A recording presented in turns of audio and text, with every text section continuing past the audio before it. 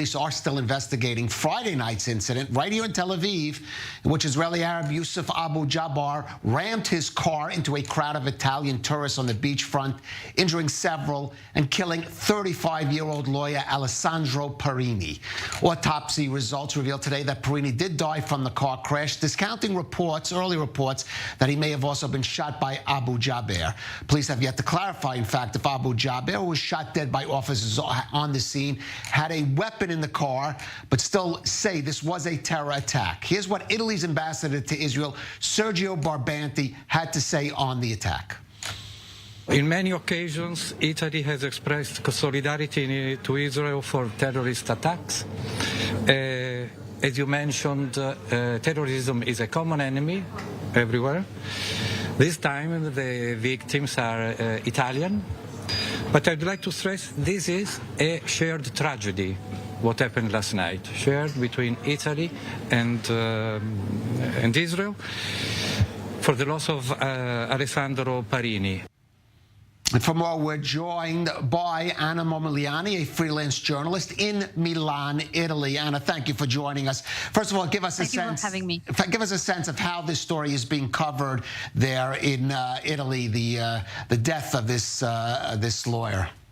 Well, it was the story of Alessandro Parini's death was extensively covered by the Italian media because it was unexpected. If you were, a Jewish Italian guy who happened to live in Italy, in Israel, people would have been shocked. There is a lot of solidarity. But the idea that he was a tourist from a good family in Rome who just happened to be there just for it's not right now, Italy is a Catholic country. It's Easter vacation right now. He was just enjoying his vacation like no one expected. And please keep in mind that the situation in Israel is not followed very, very closely by Italian media. They tend to be a bit, focused on internal issues. And so suddenly the Middle Eastern conflict erupts on the front pages of the Italian newspaper. Suddenly it touches the country that thought it wasn't essentially its business.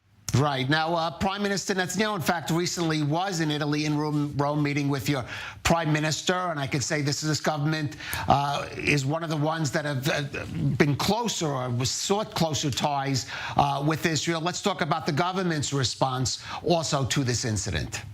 Yes, the government, expressed solidarity. You can see the words of the ambassador Barbanti when he said it's a shared tragedy. Like he wanted to make it clear that, of course, Italy is under shock because an Italian citizen happened to be the victim, but that Italy is close to Israel regardless of the citizenship of the victim. The idea that this particular government is trying to send is that it takes Israeli security very at heart, because this is a very, very, very pro-Israeli government. It's also very, very right-wing, but that's precisely one of the reasons. Because Giorgia Meloni, the current prime minister, in her youth, not now, but in her youth, used to be a part of a neo-fascist group. Now she really, really wants to make a priority, to make it clear that she's not an anti-Semite, that she's pro-Israeli, that she's pro-American. So it's a big part of her public image.